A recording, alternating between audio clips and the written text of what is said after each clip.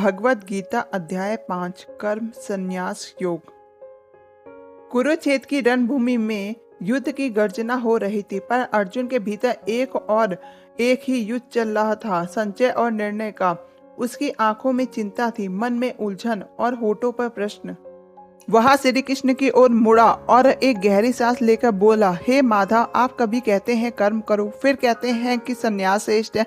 अब कृपया एक बात तय कीजिए कि मैं क्या करूं, त्याग या कार्य। श्री कृष्ण ने मुस्कुराए, लेकिन उनकी मुस्कान में रहस्य भी था और करुणा भी। वे बोले, हे अर्जुन, दोनों मार्ग कर्म त्याग और कर्म योग मोक्ष तक ले जाते हैं, लेकिन कर्म योग यानी कर्म करते हुए मोह और फल की अपेक्षा से रहित होना वह श्रेष्ठ है, क्योंकि वह जीवन में के बीचों बीच रह कर भी मुक्त करता है, भागे बिना जिए हुए।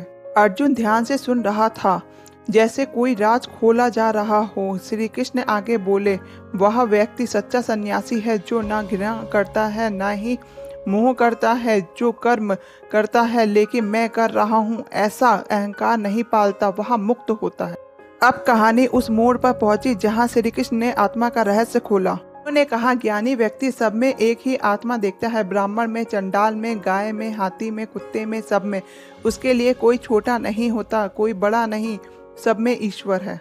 अर्जुन के मन में जैसे प्रकाश फैल गया। श्री कृष्ण ने उसकी ओर देखा और धीरे से बोले, हे अर्जुन, ने अपने मन को जीत लिया। वह बाहर के सुख दुख से नहीं डरता, वह आनंद भीतर से प्राप्त करता है, आत्मा से।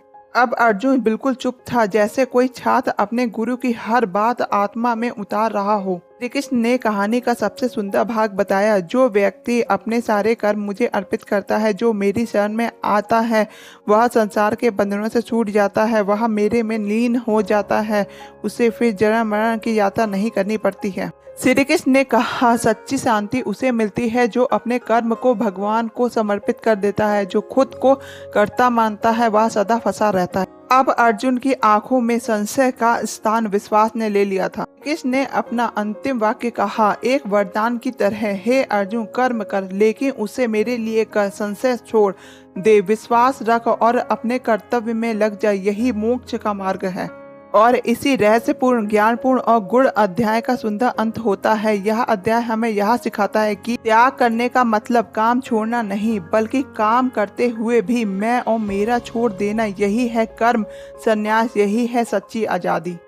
और अब अगला पड़ाव अध्याय 6, जहाँ श्री कृष्ण अर्जुन को सिखाएंगे मन की गहराइयों में उतरना, ध्यान की शक्तियों को पहचानना और आत्मा से साक्षात्कार करना।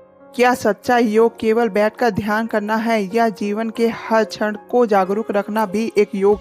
तो जुड़े रहिए, क्योंकि अगला अध्याय ले चलेगा आपको भीतर से उस यात्रा पर जहां मौन भी बोलता है और शांति भी दिशा दिखाती है।